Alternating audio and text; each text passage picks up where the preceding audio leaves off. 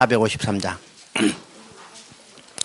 예수 알기 원하네. 크고도 넓은 은혜와 태속해 주신 사랑을 간절히 알기 원하네. 내 평생의 소원, 내 평생의 소원, 태속해 주신 사랑을 간절히 알기 원하네. 성령의 스승 되셔서 진리를 가르치시고 거룩한 뜻을 깨달아 예수를 알게 하소서. 내 평생의 소원, 내 평생의 소원, 태속해 주신 사랑을 간절히 알기 원하네. 성령의 감화 받아서 하나님 말씀 배우니 그 말씀 한절 한절이 내 맘에 교훈되도다. 내 평생의 소원, 내 평생의 소원, 태속해 주신 사랑을 간절히 알기 원하네. 예수가 계신 보좌는 영광에 돌려있도다. 평화의 왕이 오시니 그 나라 왕성하도다. 내 평생의 소원, 내 평생의 소원, 태속해 주신 사랑을 간절히 알기 원하네. 은혜와 사랑이 풍성하신 거룩하신 하나님 아버지, 참으로 이 아침도 우리를 축복하시고 또 우리를 이 자리에 모이게 하시고 하나님 말씀을 사모하는 마음으로 듣게 하신 은혜 참으로 감사드립니다.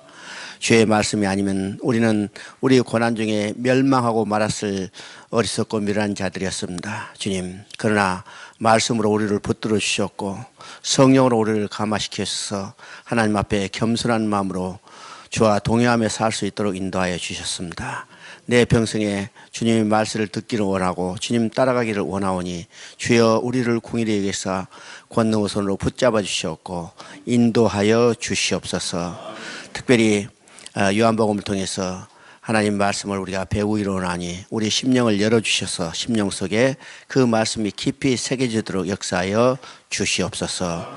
우리 주 예수 그리스도 이름으로 기도드리옵나이다. 아멘. 또 여러분 이제 뵙게 돼서 참 반갑고요. 이제 오늘부터 이제 요한복음을 가지고 이제 수요일까지 공부를 하는데 요한복음 참 많은 성도들이 좋아하는 책 중에 하나죠. 그래서 이제 책방에 가면요, 기독교 책방에 가면 요한복음에 관한 책들이 비교적 다른 것들에 비해서 많습니다. 제일 많은 것이 어떤 책이에요? 제일 많은 책 로마서에 관한 것이 제일 많고 두 번째 많은 것이 창세기예요. 세 번째 요한복음입니다. 요새는 또 이제 관심이 많아가지고 요한계시록에 관한 책들이 좀 많이 나오는데 참 바람직한 것은 요한복음에 보는 관점을 많이 바꿔가지고 옛날하고는 좀 달라요. 달라서 옛날 어두운 요한복음이 아니라 요한계시록이 아니라 이제는 기쁨이 넘치는 요한계시록으로 해석하는 젊은 학자들에 의해서 많이 바뀌고 있습니다.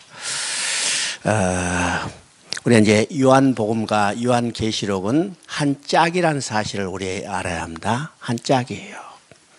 우리 이제 누가가 누가복음과 사도행전을 두 권을 썼어요. 이 두 권이 한 짝이죠. 학자들은 공식적으로 이야기해요.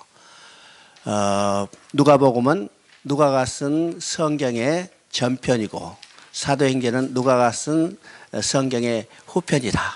전후편 짝을 이루고 있네요. 그런데 지금까지는요, 요한복음과 요한계시록에 대해서 이렇게 이야기한 분들은 별로 없어요. 그러나 실제로 둘이 한 짝이라는 사실을 우리 알아야 합니다. 누가가 쓴 누가복음은 이미 이제 복음서이기 때문에 구약에 예언하고 약속된 것이 예수 그리스도에서 성취된 복음이라는 것을 이야기하고 있어요. 예, 그 예수 그리스도에 의해서 성취된 복음을 교회에 의해서 교회를 통해서 성령에 의해서 땅끝까지 전파되는 과정을 그려놓은 것이 사도행전이죠. 사도행전이요. 그러면 요한복음과 요한계시록은 어떻게 짝을 이루고 있을까? 마찬가지로 요한복음도 복음서이기 때문에 구약에 약속되고 예언된 것이 그리스도에 의해서 성취됐다는 것을 증거하는 것이 복음서예요. 그럼 그 증거가 어떤 것이냐면 예수님이 누구신 것과 예수님이 무슨 일을 하셨는가를 증거하는 것이 복음서입니다. 그렇죠? 요한복음은 그 복음서를 기록한 목적을 분명히 기록한 책 중에 하나예요. 그래서 20장 31절에 기록한 목적을 분명히 밝혀놓고 있죠.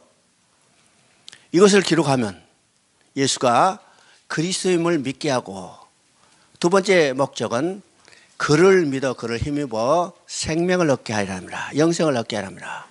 요한복음은요, 기록한 목적을 분명히 기록하고 있어요. 예, 예수가 그리스도이심을 믿게 하고 그를 믿어 그를 힘입어 생명을 얻게 하려 합니다. 그러면 우리가 생명을 얻게 하는 것이 어떻게 가능해지는가? 예수님이 십자가에 죽으셔야 해요. 예수님이 십자가에 죽으시지 않으면 수많은 예수가 왔다 하더라도 우리의 생명을 얻을 수 없어요. 그렇죠? 누가? 하나님의 아들 예수 그리스도가 십자가에 죽으셔야 우리의 생명을 얻게 하죠. 요한복음은 바로 그 일을 증거하는 겁니다. 그래서 요한복음을 다른 말로 하면 어린 양 대신 죽임당하신 어린 양에 대해서 증거하는 것이 요한복음이에요. 요한복음. 죽임당하신 어린 양에 대해서. 왜? 예수 그리스도가 어린 양으로 오셔서 6월절 어린 양이 돼서 십자가에 죽으셔야 우리의 생명을 주시게 되는 거죠. 그러면 요한계시록은 어떤 것인가? 예수님이 죽임당한 것으로 끝나는 게 아니라 이제는 살아서 우리를 위하여 싸워주시는 어린 양이시고, 그 어린 양을 통해서 하나님의 모든 계획이 성취됐다는 것을 증거하는 겁니다. 그래서 계시록 마지막에 뭐라고 하고 있어요? 다 이뤘다고 선언하고 있어요. 만약에 계시록에서 다 이뤘다는 선언이 없다면 우리 구원에는 소망이 없어요. 그렇죠? 우리 구원에 소망이 없어. 그런데 계시록에서 다 이뤘다고 선언이 있기 때문에 우리 구원의 소망이 있기 때문에 계시록은 어두운 책이 아니라 우리에게 소망을 주는 기쁨의 책이에요. 이 관점에서 우리가 이제 요한복음과 요한계시록을 연결해서 우리가 볼 수 있어야 합니다. 다행히 이제 오늘날 많은 신진학자들이 요한계시록에 대해서 이제 다른 관점, 지금까지 봐왔던 다른 관점에서 소망을 주는 책, 기쁨을 나누는 책으로 많이 이제 이야기를 하고 있습니다. 여러분 이제 그런 관점에서 해석된 요한계시록을 읽어야 우리 신앙에 참 소망이 있고 기쁨을 누릴 수가 있습니다. 이제 오늘부터는 이제 요한복음을 가지고 3일 동안 우리 같이 공부를 하겠습니다. 여러분 이제 가진 교재를 중심으로 할 텐데 이제 교재가 양이 많으니까 이거 3일 내에 다 마치기는 힘들어요. 그래서 이제 여기서 우리 이제 공부하는 것은 이 세부적인 구절에 대해서 설명하기보다도 이 전체 흐름을 알고 여러분이 어떤 책을 요한 복음의 성경을 읽든지 또는 요한 복음에 관한 어떤 강해서를 읽든지 그 읽기에 쉽게 이해할 수 있도록 그 전체적인 개념을 이제 이야기하는데 중점을 가질까 합니다. 여러분 이제 제일 앞에 한번 보십시다. 개요책 말고 제일 앞에 하면 요한복음의 예비적 고찰이라는 게 있어요. 예비적 고찰. 그러면 이제 성경을 복음서를 성경 이제 신약성경 27권이 구성된 것을 우리가 한번 보죠. 그러면 복음서가 4권이고 사도행전 역사서가 1권이고 21권의 서신서가 있고 1권의 예언서 계시록이 있습니다. 그러면 이 복음서는 아까 이야기한 것처럼 구약에서 예언하고 약속한 것이 예수 그리스도에서 성취된 것, 곧 이것이 복음이라는 것을 증거하는 겁니다. 뭔가고 그 다음에 사도행전은 예수 그리스도에서 성취된 복음이 교회를 통해서 성령에 의해서 땅끝까지 전파되는 과정을 그려놓은 것이 사도행전이요. 그러니까 사도행전이 기록될 당시는 이제 지리상의 범위를 로마가 지배하는 이 범위로 생각했어요. 그래서 바울은 로마가 지배하는 땅끝 저 서쪽 끝에 서바나까지 가서 복음을 증거하기를 원했죠. 그게 이제 로마서에 나오는 이야기입니다. 그런데 지금은 오늘 우리가 알고 있는 이 지구의 범위가 발견됐어요. 그래서 오늘 우리가 알고 있는 이 지구의 땅끝까지 우리가 복음을 증거하는 겁니다.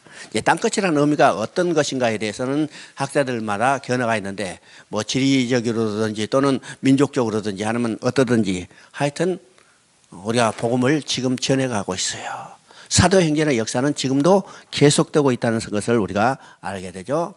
그리고 이제 서신서를 21권을 기록한 목적은 뭔가? 예수 그리스도에서 성취된 복음을 각 성도들에게 적용해서 성도들의 신앙이 견고해지는 겁니다. 신앙들이 여기 예수 그리스도에서 성취된 복음을 각 성도들에게 적용해서 성도들의 신앙이 성장해 하는 거예요. 두 번째는 성도들의 신앙이 성장하면 교회가 견고히 서는 겁니다. 견고해서. 여러분, 교회가 견고히 서는 방법은요, 건물이 아름답고 크게 지어졌다고 해서 교회가 견고히 서는 게 아닙니다. 숫자가 많다고 해서 교회가 견고히 서는 거 아니에요. 숫자가 많다. 여러분, 지푸라기를 많이 모아놔도 크게 높이 보이죠? 그러면 그 교회가 성장나는 거 아니에요. 그럼 바람 한번 불면 싹 날아가 버려요. 불 한번 피면 확 타버려요. 그러니까 교회가 견고히 서는 것은 성도들의 신앙이 성장해요. 성도들의 신앙이 성장해요. 그래서 서신서를 통해서 예수 그리스도에 의해서 성취된 복음을 잘 가르쳐서 각 성도들의 신앙이 성장하면 교회가 견고히 서는 겁니다. 교회 큰 것은. 세 번째 서신서의 목적은 교회가 견고히 서면 교회를 넘어뜨리는 어떤 세력에도 이겨낼 수 있어요. 교회를 넘어뜨리는 세력은 두 종류로 나타난다고 했습니다. 첫째는 외부적인 핍박이에요. 여기 정치적인 핍박. 우리 그거 많이 지금 느끼죠? 지금 이 한국에서는 그 정치적인 핍박이 우리에게 직접 다가오지 않지만은 얼마나 많은 지역에서 지금 정치적인 핍박이 있어요? 이슬람교 지역, 또 북한 지역, 또 제가 있는 중국 지역도 이건 음으로 지금 얼마나 정치적인 핍박이 가해지고 있는가. 지난 1월 달에 내가 천진에서 강의하다가 야반 도주했어요. 수요일날 강의 끝나고 보따리 싸가지고 북경으로 다시 도망갔다가 왔어요. 이게 정치적인 핍박이에요. 이건 아주 간단한 이야기지만은 우리는 수시로 그것을 주의하고 사는 거죠. 주의하고 살아요. 이게 정치적 핍박이에요. 옛적에도 있었고 지금도 있고 앞으로도 나타날 정치적 핍박이죠. 두 번째 이제 내부적인 핍박이에요. 내부적인 공격이에요. 그럼 내부적인 공격은 어떤 것인가? 교회 내에서 교회를 부패시키려는 세력이 있습니다. 자, 이 세력도 여러 가지로 나타나는데 가장 중요한 것은 진리의 교훈을 변질시키려는 세력입니다. 구원의 복음을 다른 것으로 바꿔버리는 세력이죠. 이 세력이 얼마나 무서운가. 그렇죠? 지금 그러면 진리의 교훈을 변질시키고 복음을 바꾼 세력이면 우리가 생각할 때 밖에 있는 이단과 사입이라 이게 생각할지 몰라도 이단과 사입은 눈에 나타나지만은 눈에 나타나지 않는 교회를 부패를 시키려는 세력이 있어요. 어떤 세력이요? 설교단에서 말씀을 성경대로 전하지 않고 진리의 교훈대로 전하지 않으면 그 세력이 바로 어떤 세력이요? 교회를 내부에서 부패시키는 세력이라는 사실을 알아야 해요. 이건 정말 내 자신을 돌아봐야 할 중요한 이야기죠. 중요한 이야기입니다. 이게 교회 내부에서 부패시키는 거예요. 그럼 뭘 전해야 해요? 진리의 교훈을 바로 알아야 해요. 그것을 해서 서신서를 기록했어요.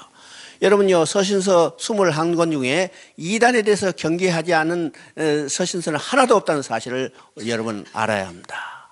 다요. 특별히 요한 2서 3서 유다서는 이단에 대해서 이야기하고 또 베드로서서 심지어 로마서에도 16장에 가면 이단에 대한 경계를 하고 있어요.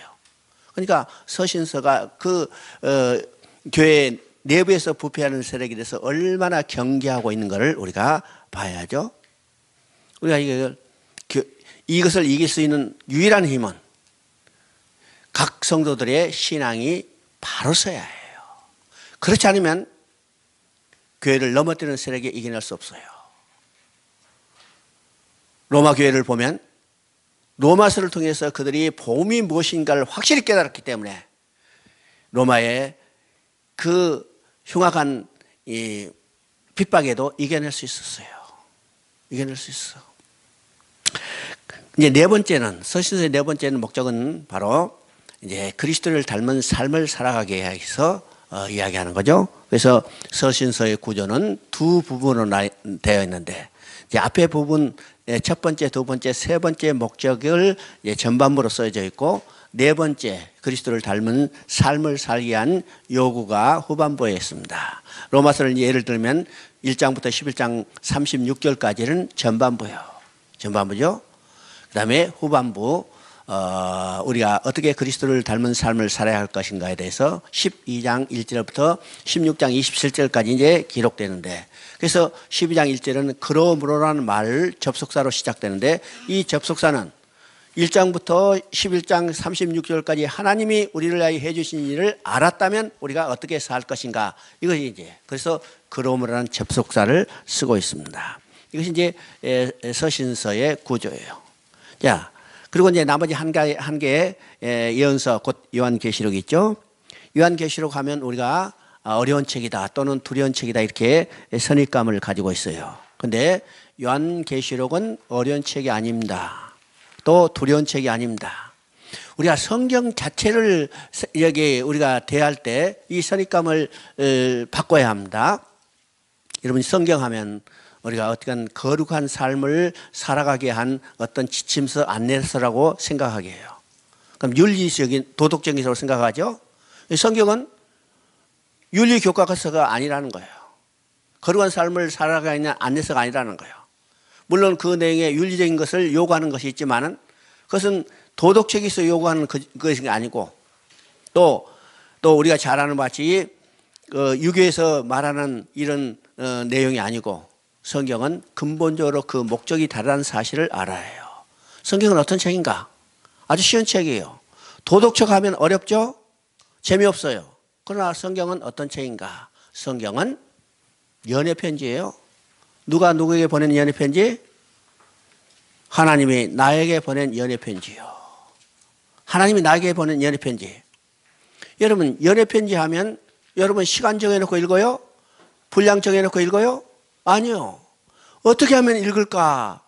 그냥 안달아가면서 읽어가는 것이 연애편지듯이 우리 성경도 관점이 다르면 그런 마음을 가지고 읽어야죠. 읽어야 해요. 그러면 연애편지가 아무리 많다 하더라도 그 내용을 압축하면 어떤 말이에요? 한마디예요. 내가 너를 사랑한다. 그럼 성경도 연애편지이기 때문에 그것을 압축하면 어떤 말이에요? 하나님이 나를 사랑한다는 말이에요. 우리가 잘 아는 바치 누가 이제 이야기하죠. 요한복음 3장 16절은 작은 복음이다. 성경을 압축해는 한마디다. 이렇게 이야기하는데 그 한마디가 어떻게 됐어요? 하나님이 이처럼 세상을 사랑하사. 세상을 사랑하사. 이게 이제 한자로 이야기하면 son I were요. 세상은 곧 나를 이야기하는 거예요. 그러니까 하나님이 나를 사랑하는 이야기죠. 이것이 이 구약에도 똑같은 말이 나타나요. 어디 나타나느냐? 말라기 1장 2절에 나타납니다. 내가 너희를 사랑하였노라. 내가 너희를 사랑한 누구를요? 나를. 우리가 이스라엘 백성이 아니라 이 구약의 이스라엘 백성 곧 신약에서는 나를 이야기해요. 나를 이야기죠. 그러니까 성경 전체는 어떤 책이요? 하나님이 나에게 보낸 연애편지요. 연애편지. 또 성경은 어떤 책인가? 육아일기라고 그랬어요. 육아일기. 이사야 1장 1절에 나오죠. 내가 너희를 자식으로 양육하였거늘 너희는 나를 거역하였노라. 자식처럼 양육했어요. 하나님이 나를 낳고 기르셨던 이 모든 것을 기록했던 이 책이 성경이에요. 성경. 어떤 부모가 자식을 낳고 길렀던 모든 것을 기록했어요. 부모가 죽은 후에 그 자식이 부모의 유품 가운데 한 이 낡은 노트를 발견했는데 그것이 호기심을 가지고 읽었는데 그 책이 내용하면은 자기를 낳고 길렀던 모든 것을 빠짐없이 기록했던 육아일기예요. 호기심 때문에 읽었지만은 점점 눈을 떼지 못하고 그 깊이에 빠져들어가면서 나중에 어떻게 돼요? 가슴이 뜨거워지고 눈에서 눈물이 나게 돼요. 이게 어떤 자식도 자기 부모가 자기를 길렀던 그 육아일기를 읽고 눈물 흐르지 않은 자식은 없어요. 상고를 겪으면서 나왔던 이야기, 자식이 아파서 눈물 흘리며 밤을 새샜던 그 이야기들, 또 학교 다니고 또 어떤 때는 상장 받았을 때 같이 기쁨을 누렸던 그 이야기들, 자식이 못해서 주먹으로 때려서 그것도 기록되어 있어. 자식이 클 때 부모한테 얻어맞아가지고 참 그것이 상처로 남아있었죠. 그런 사람들 많이 있어요. 그런데 육아일기를 보는 순간 자기를 때리는 것도 하나님의 아버지의 사랑이었다는 것을 생각할 때 눈물이 흘리는 거예요. 우리 성경도 마찬가지죠. 성경도 똑같이 하나님이 나를 낳으시고 길렀던 모든 것을 기록해 놓은 것이 성경이에요. 성경 읽을 때 뭘 깨달아요? 하나님의 사랑이 무엇인지, 얼마나 깊은지, 얼마나 큰지, 얼마나 넓은지, 얼마나 높은지를 깨달을 때 우리는 눈물을 흘릴 수밖에 없어요. 가슴이 뜨거워질 수밖에 없죠.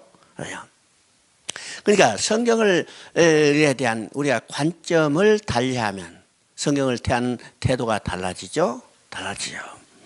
그러면 성경에 많이 나오는 이 윤리적인 것에 대해서 우리가 십계명 하면 바로 윤리적인 이야기지만 우리가 이 연애편지 또는 육아일기라는 관점을 가지고 보면 그 내용이 달라지는 거예요. 윤리책이 아니요. 하나님의 사랑이라는 것을 깨닫게 되는 거예요. 그래서 우리가 관점을 달리해야죠. 그래서 이제 이 신약성경 27권에 대해서 전체적인 우리가 개념을 봤습니다. 그럼 이제 이 27권에 이 기록된 우리가 흐름을 이제 한번 보면 이제 이 신약성경에서 가장 먼저 기록된 책이 어떤 것인가 여러 가지 확정된 이론이 없이 여러 가지 이제 의견들이 있지만은 그중에 이제 복음서 중에서는 여기 제일 처음에 쓰던 책이 야고보서라고 그래요. 야고보서. 그죠? 야고보서. 야고보서는 당시는 성경이 없던 시대에 다 구약을 가지고 구약의 내용을 가지고 복음을 전파했어요. 놀라운 일이죠. 여러분 그것을 우리가 어디서 확인할 수 있어요? 어디서 확인할 수 있냐? 사도행전의 내용을 보면 베드로의 설교가 나와요. 그 다음에 스데반의 설교가 나와요. 그 다음에 바울의 설교가 나와요. 그 세 사람의 설교 아주 우리가 모범적인 설교의 내용이에요. 그러면 그들이 설교할 때 뭘 근거로 설교했냐면 구약 성경을 들어서 설교를 했어요. 그러니까 신약 성경이 아직 기록되지 않았을 때 무엇을 근거로 해서 복음을 전하냐면 구약 성경을 근거로 해서 복음을 전하고 예수님에서 일어난 일들이 구약의 성취라는 것을 그들에게 증거해줬죠. 증거했어요. 그런데 시간이 지날수록 이제 이것이 미약해지기 때문에 또 야고보로 볼 때는 지금 신약의 성도들이 구약만 가지고는 약하기 때문에 그가 구약을 다른 신학적으로 해석해서 그들에게 전해주기 위해서 처음 써진 책이 바로 야고보서예요. 야고보서. 그래서 이제 야고보서를 읽을 때는요, 구약의 내용들이 구약의 율법을 지키는 문제가 연관해서 이야기한 것들이 많이 있습니다. 많이 있어요. 그래서 이제 야고보서가 제일 먼저 기록되고 또 그 다음에 이제 어떤 학자는 갈라디아서가 먼저 기록됐다. 또 어떤 학자는 마가복음이 먼저 기록됐다 이렇게 기록한 시기들을 이야기해요. 근데 이 전체를요 우리가 네 팀으로 나눠서 우리가 기록한 것을 우리가 생각해 볼 수 있어요. 첫째는 마태와 그 일반 사도팀의 기록입니다. 그래서 이 마태복음과 그 다음에 이 마태 팀을 통해서 기록된 것은 야고보서와 그 다음에 유다서를 이야기할 수 있습니다. 그 다음에 이제 두 번째는요 베드로의 선거의 팀의 기록인데 이것은 마가복음과 베드로 전후서를 기록했고 그 다음에 바울 선교팀인 우리가 잘 아는 바와 같이 바울서신 13권과 누가복음 사도행전을 이야기할 수 있습니다. 그 다음에 네 번째 선교팀은요 바로 요한복음인데 요한 사도를 중심으로 이루어진 팀들이 기록한 거예요. 이제 신약성에서 가장 먼저 기록된 책은요 야고보서로서 약 45년경에 기록됐다고 이렇게 이야기합니다. 야고보는 아직도 복음서와 기록되지 않는 상태에서 예수 그리스도의 성취된 일들을 구약의 성취로 이루어지고 또 그들이 삶이 어떻게 변화될까에 대해서 이야기할 때 바로 이 야고보서는 구약을 재해석해줌으로 그들이 올바른 신앙생활을 하도록 이렇게 설명하고 있어요. 근데 이제 야고보서를 가지고 그들이 구약적으로 신약에 일어난 일들을 설명하면서 복음을 전하는데 이것만 가지고는 부족해요. 그래서 예수 그리스도에 일어난 일들을 역사적인 사실과 합쳐서 기록해서 이 복음을 전하기 위해서 마가가 이제 복음서를 기록했어요. 이 마가복음은요 베드로 선교팀에서 속해 있던 팀이었기 때문에 베드로의 성격처럼 아주 단순 명료하게 확실하게 증거하고 있습니다. 그래서 자세한 내용이 아니라 예수님의 일어난 일이 어떤 의미인가를 아주 쉽게 기록된 거예요. 예수님이 이 땅에 섬기는 종으로 오셔서 그가 섬기다가 십자가에 죽으신 것이 그의 마지막 우리를 위한 섬김이라는 것을 증거해 주는 것이 바로 마가복음에 나타난 이야기입니다. 마가복음을 통해서 이제 복음을 증거하는데 이것만 가지고는 이제 부족하죠. 시간이 지나면서. 그래서 지금 마가복음은 이방인에게 복음을 전하기 위한 목적이었는데 남아있는 예루살렘 쪽에 남아있는 유대인에게 복음을 전하기 위해서는 그것 가지고는 부족해요. 그래서 마태가 이 마가복음을 기초로 해서 유대인에게 복음을 전하기 위해서 쓴 책이 마태복음이라고 합니다. 그래서 마태복음은요 그 독자의 중심이 유대인이고 유대인이기 때문에 예수님이 이 땅에 왕으로 오시는 것을 증거하는 것이 바로 마태복음입니다. 마태복음이에요. 그런데 마태복음은 유대인을 중심으로 이제 복음을 증거하는데 또 하나의 문제가 생겼죠. 이제는 저 이방 주로 헬라 문화권에 사는 사람을 중심으로 복음을 전해야 할 필요가 생겼어요.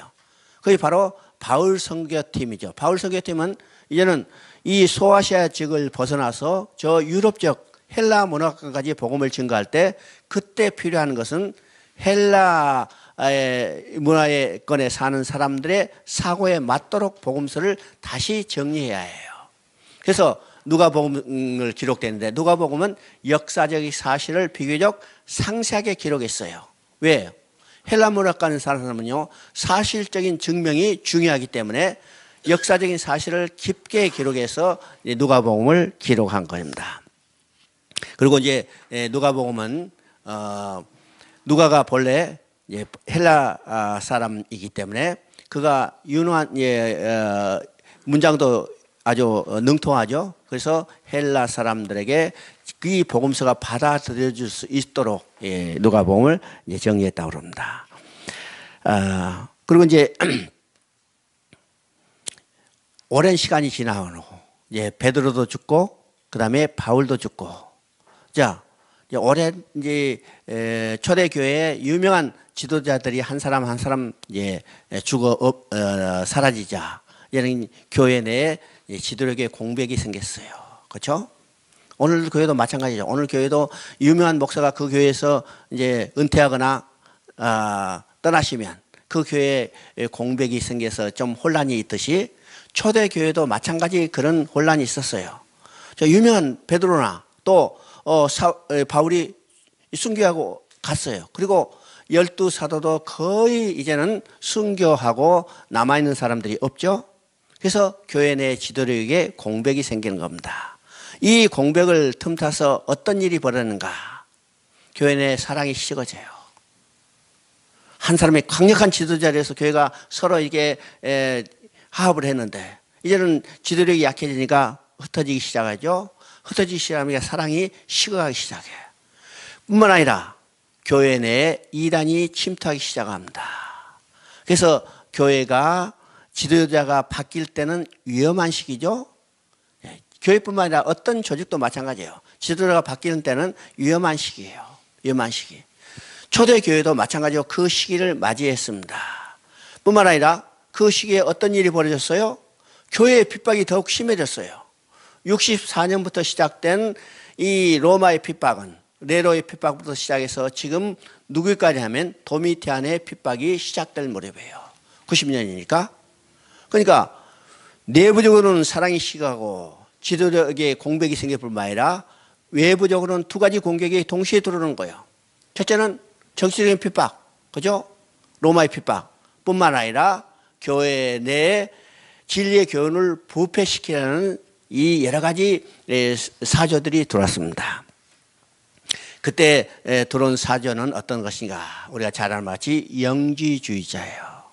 오늘도 이 영지주의자의 영향은요, 이 교회에 남아있어요. 놀라운 일이에요.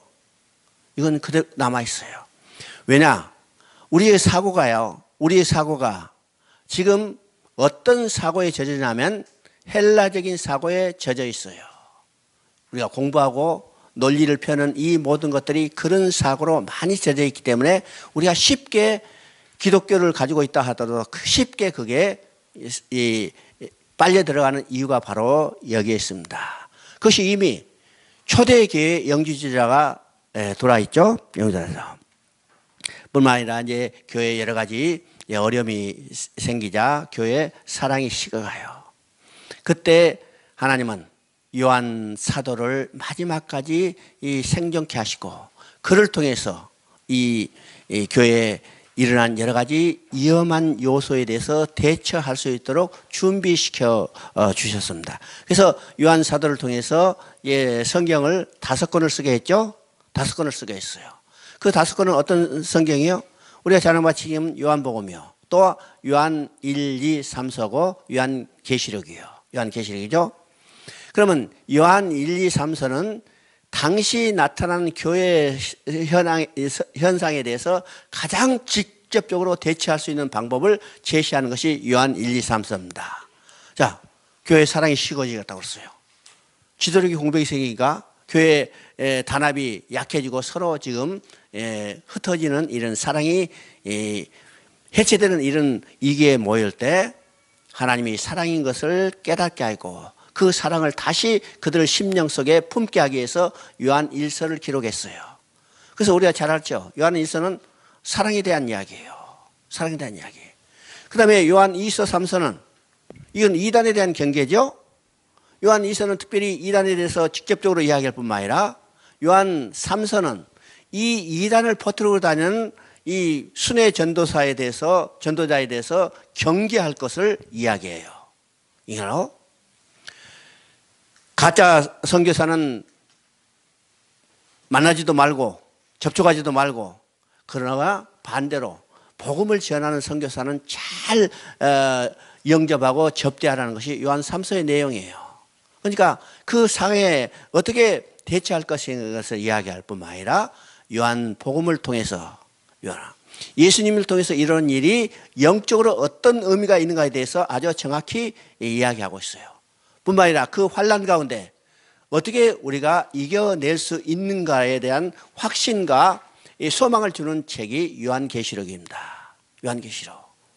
그래서 요한복음과 요한계시록, 요한 1, 2, 3서를 통해서 당시에 나타난 이 현상에 대해서 어떻게 대처하고 이겨낼 수가 있는가를 그 성도들에게 보여주는 것이 바로 요한사도를 통해서 이루어졌다는 사실입니다.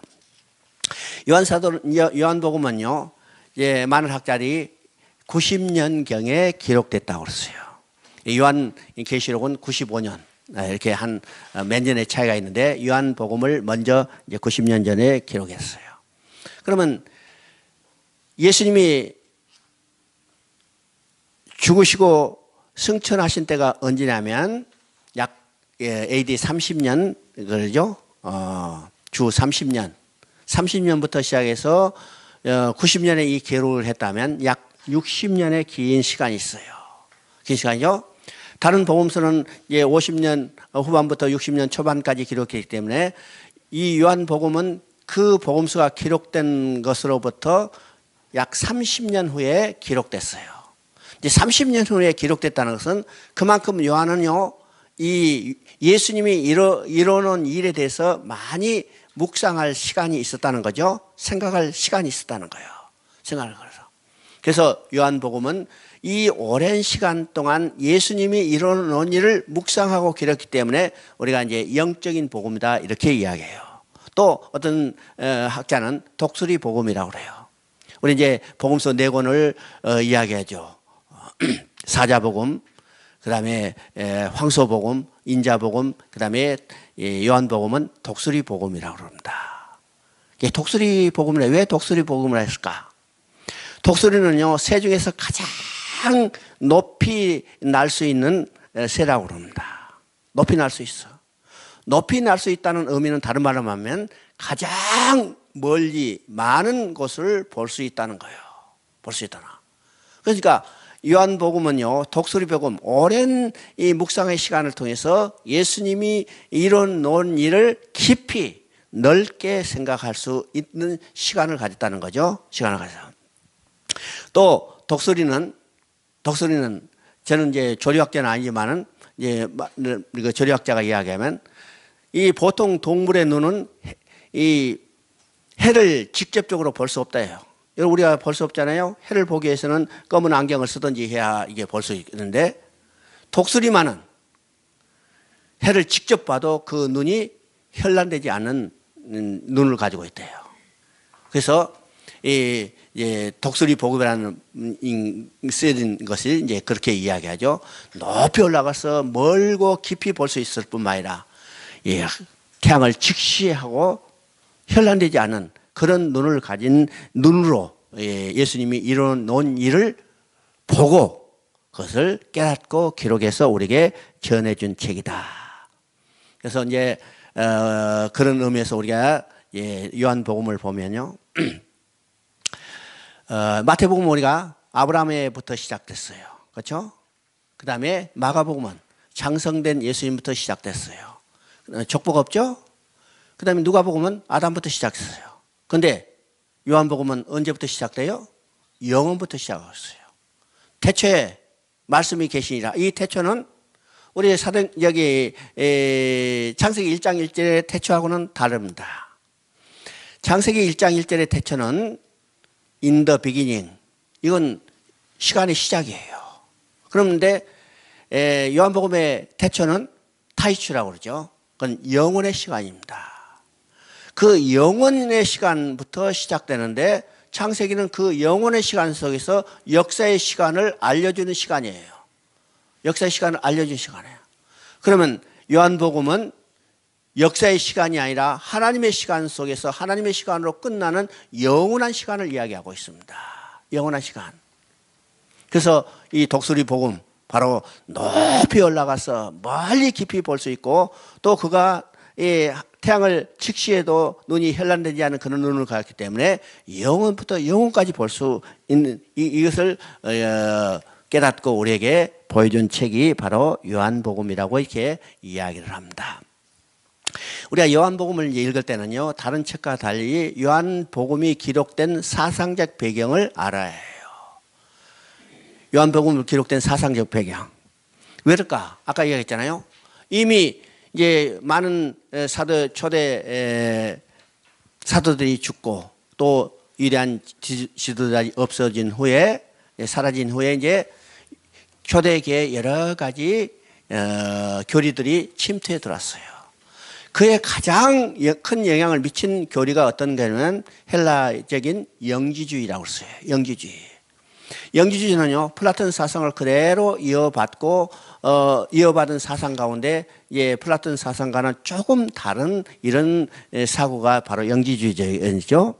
그러면 영지주의 곧 이건 바로 플라톤 사상이 어떤 거냐면 이 플라톤 사상이 지금 교회에 들어왔기 때문에 요한은 오랫동안 생각하면서 이 플라톤 사상을 복음적으로 해설해서 요한복음을 기록했어요. 요한복음을 기록해서. 그런 것들이 각 곳곳에서 우리가 흔적을 발견할 수 있죠. 흔적을 봤어요. 그래서 우리가 이제 요한복음을 읽을 때 이 요한복음이 기록된 사상적 배경이 어떤 것인가 하는 것을 알 때 요한복음을 우리가 정확히 이해할 수 있습니다. 여러분 교재에 나와 있죠. 이 요한복음에 기록된 사상적 배경은 첫째 헬라적 배경이에요. 헬라적 배경은 플라톤으로 대표되는 존재론적 공간적 이언어입니다. 이 쉽게 말하면요, 하늘과 땅을 완전히 구분하는 거예요. 구분하여 위의 세계와 아래 세계를 구분하는 겁니다. 위의 세계는 본질의 세계고 진리의 세계고 영혼의 세계고 변화가 없는 세계예요. 아래 세계는 위에 있는 본질의 세계를 반영하는 현상이다. 그러니까 우리 눈에 보이는 것은 다 위에 있는 본질에 대한 반영이기 때문에 하나의 그림자에도 불과하다는 거예요. 그림자에 불과. 또 우리가 보고 있는 것은 다 가짜 모조품이라는 거예요. 모조품. 여러분이 지금 여기에 가짜가 앉아 있어요. 다들. 여러분의 실체는 어디냐면 저 위에 있는 본질의 세계에 있다는 거예요. 다 가짜가 앉아 있어. 지금 가짜들이 지금 강의하고 있고 가짜들이 지금 듣고 있다. 이게 세계죠. 또 암흑의 세계고 물질의 세계다. 이것이 플라톤이 이야기했던 이언론입니다. 이언론. 오늘날 이것도 기독교 영성에 많이 들어와 있다는 사실을 알아야 합니다. 알아야 해요. 오늘 기독교 영성 중에 상승 사상이 있어요. 이 상승 사상은 바로 이 플라톤의 적인 배경을 가지고 있다는 것을 우리가 깨달아야 합니다. 그런데 여러분 놀랍게도요, 이 플라톤의 사상에 동일한 것은 어디냐면 동양 사상입니다. 동양 사상. 바로 힌두교 사상이 이 사상적 배경을 동일하게 가지고 있어요. 그래서 오늘 서양 철학자들이 동양 철학에 대해서 지금 많은 연구하고 심취하는 것이 바로 여기에 있어요. 그들이 철학을 연구해 보니까 동양적인 사상하고 비슷해. 그래서 동양적인 것을 연구해 가고 있습니다. 내가 이제 최근에 어떤 책을 보니까 어떤 사람이 깊이 그 책 재밌다고 나한테 이야기해요. 그래서 어떤 책입니까? 그래. 그 책을 딱 주는데 동양 철학의 진수, 동양 철학의 진수 그걸 딱 줘요. 그 사람은 본래 서양 철학을 전공했던 사람 중에 한 사람인데 그 사람이 나에게 동양 철학의 진수를 줘요. 내가 읽어보지는 않았어요. 읽어볼 시간도 없기 때문에. 그런데 바로 그런 흐름이죠. 그런 흐름이에요. 불교 사상도 똑같아요. 불교 사상도. 불교 사상은 어떤 사상이요? 불교에서 가장 핵심은요, 여러분 이제 나도 불교에 오래 있었어요. 불교 사상의 핵심은 반야신경입니다. 들어보셨어요? 반야신경이요. 반야신경의 핵심은 색즉 시공 공즉 시색이라는 이 말이에요. 색즉 시공. 색은요, 물질을 이야기해요. 물질은 헛것이요. 다 헛것이요. 그런데 공즉 시색, 또 보이지 않는 것은 물질이라는 거예요. 그러니까 지금 다 헛것이 앉아있고 실체는 공중에 있다. 이 사상하고 가는 거죠. 이것이 플라톤 사상, 헬라의 근본적인 사상입니다. 이 세계관은요, 우리 인생이 소우주예요. 소우주. 우리 인생 이 자체가 소우주예요. 그래서 이 위에 있는 본질이 세계가 우리 소우주 안에 지금 갇혀 있다는 거야. 몸속에 갇혀 있어. 그러면 구원이라는 것은 어떤 거예요? 우리의 몸속에 갇혀 있는 이 진정한 자유를 이것으로부터 우리 물질의 세계로부터 해방시키는 것이 이 플라톤에서 이야기하는 이 구원의 이야기입니다. 물질은 악하고 물질은 제한적이기 때문에 우리 본질의 세계 영혼이 우리 이 물질 몸속에 갇혀 있기 때문에 구원은 이 물질 속에 갇혀 있는 영혼을 이 물질로부터 몸으로부터 해방시켜 탈출시키는 것이 그들의 구원관이라고 그래요. 그러면 몸으로 갇혀 있는 우주의 세계, 영혼의 세계를 해방시키는 것이 구원관이라면 그것은 어떻게 해야 할 건가? 자연이 영혼이 몸에서 해방되어 이의 세상으로 복귀하는 것, 본질의 세계로 복구하는 것이 그들의 구원관이라고 하죠. 그러면 이 구원을 얻기 위해서는 지식을 통해서 얻게 되는데 그 지식은 어떤 것인가? 우리가 가지고 있는 이 모든 이 물질의 세계가 모조품에 불과하다. 이것을 아는 것이 그들의 지식이라고 그래요. 그게 우리가 눈에 보이는 모든 것은 가짜다. 모조품이다. 현상이다. 이것을 아는 것이 그들의 지식이고 이 지식을 많이 알아야 그들로부터 해방시키고 구원을 얻을 수 있다고 그러죠. 영지주의라는 이 말은요, 지식이라는 말입니다. 지식. 그래서 그들을 지식을 많이 얻음으로 우리가 가지고 있는 물질 세계가 가짜인 것을 깨닫고 이 가짜에 갇혀 있는 영혼의 세계, 본질의 세계를 해방시키는 것이 그들의 구원이라고 했어요. 이것이 헬라가 가지고 있는 이언론적 사고 가운데 그들이 가지는 구원관이죠. 그러면 왜 이것이 요한복음과 연결이 되는가? 요한복음은요, 이 헬라적 사고를 예수 그리스도에서 일어난 복음으로 해석해 주고 있어요. 해석해 줬어요. 자, 우리가 구하는 것 어떤 것인가?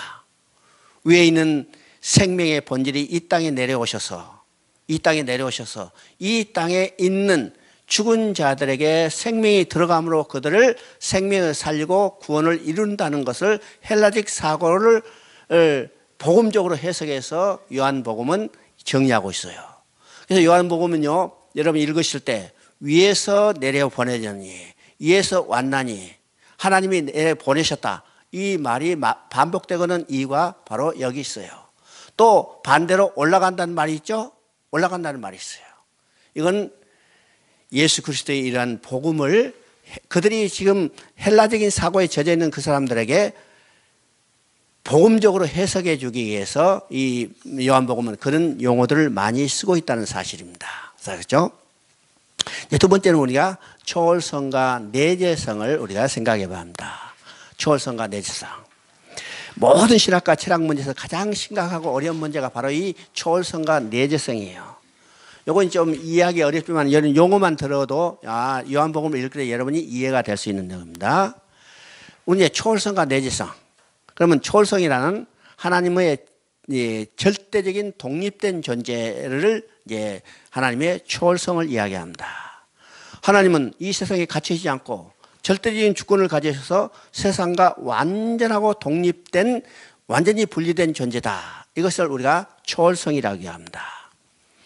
이제 이 초월성에 대해서 너무 강조하다 보면 하나님은 이 세상에 전혀 관여하지 않은 독립된 존재라고 한다면 이걸 이제 다른 이 초월성을 강하게 강조하는 이 이론이 이언론이라고 합니다. 이언론.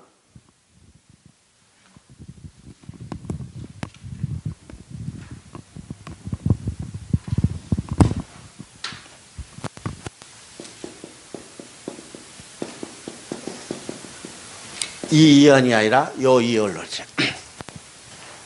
자, 이 이언론은 어떤 것인가? 우리 이제 예를 많이 들죠. 시계를 만들었어. 이 시계 만든 사람 있죠? 근데 이 시계 만든 사람은 지금 자기가 만든 시계가 어디가 있는지도 몰라. 그렇죠?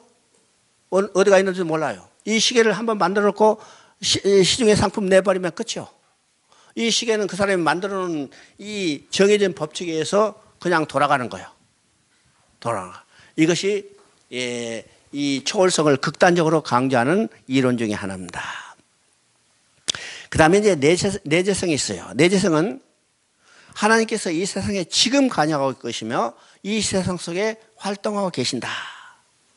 자, 지금 이 세상에 하나님이 함께 계시고 이 세상의 모든 것을 관여하고 계신다. 이 이론이 내재성이에요. 그러면 이 내재성을 가장 극단적으로 강조하는 이론은 또 반대로 어떤 거냐면 범신론입니다.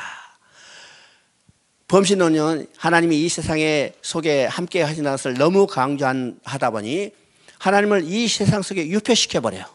그냥 가둬버리는 겁니다. 가둬버려요. 이 창조물 속에서 아주 가둬버려가지고 하나님은 독립적으로 아무것도 하지 못하시는 분으로 유폐시켜버리는 거예요. 이게 범신론입니다. 이 범신론 사상은 오늘 아주 중요한 거죠. 불교 사상, 힌두교의 사상이 바로 이 범신론의 사상입니다. 모든 만물 가운데 하나님이 존재한다. 그래서 어떻게 해요?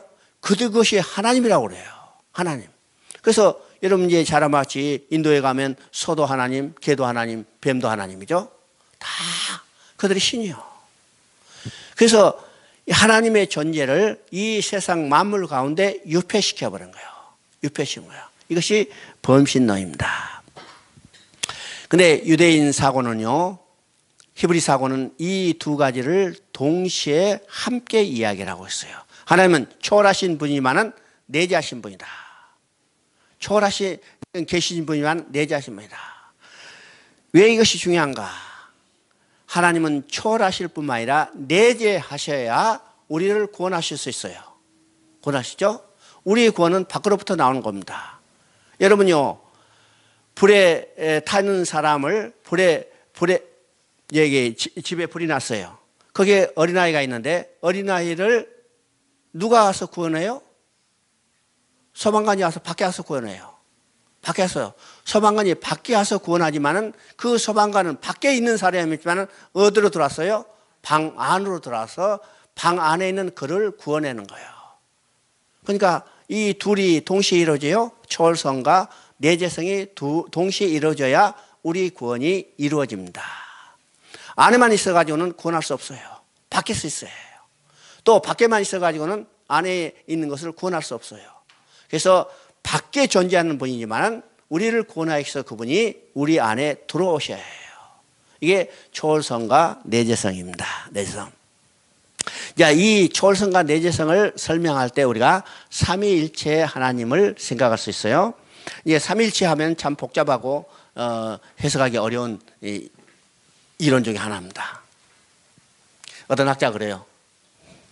삼위일체를 완전히 다 안다고 이야기하는 자체가 이단이다 이렇게 얘기해요.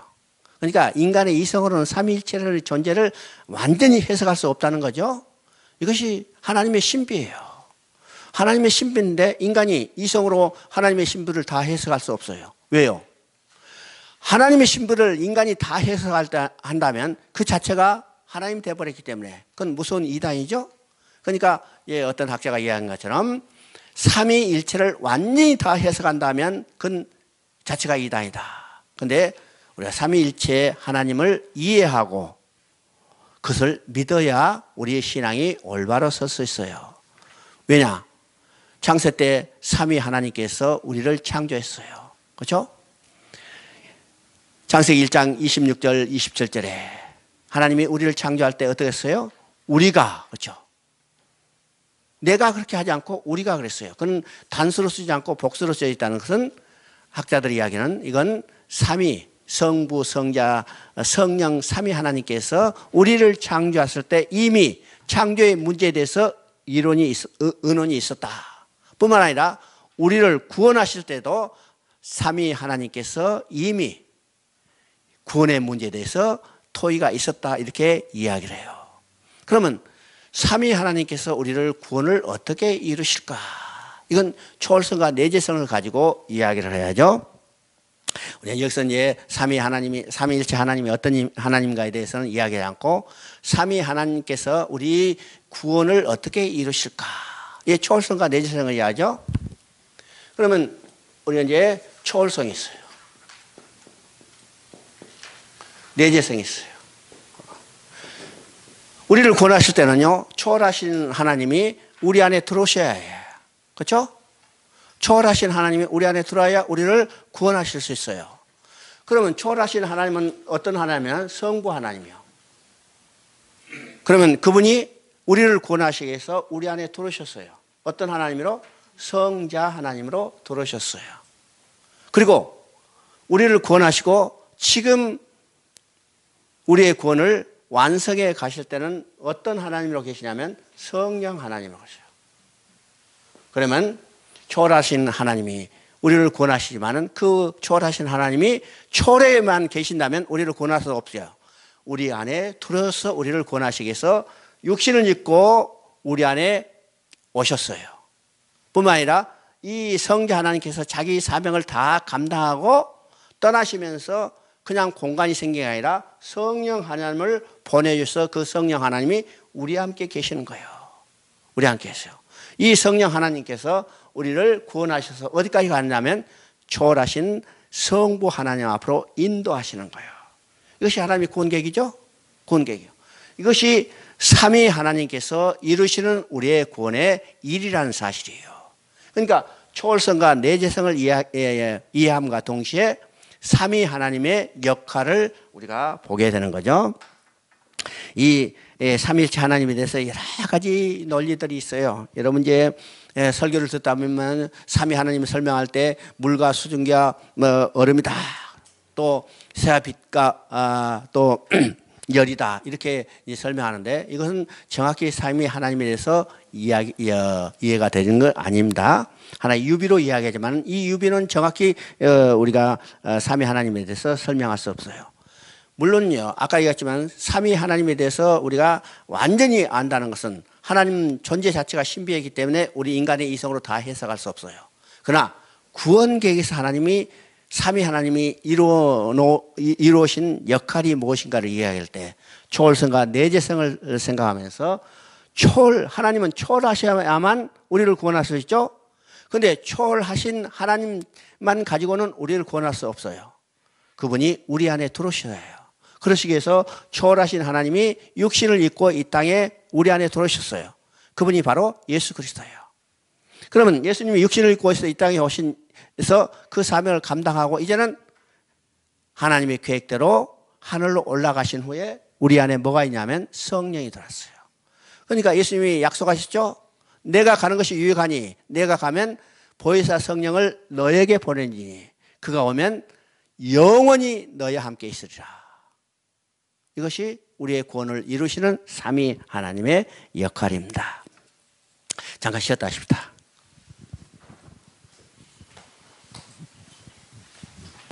요 빨간 거 들어가네.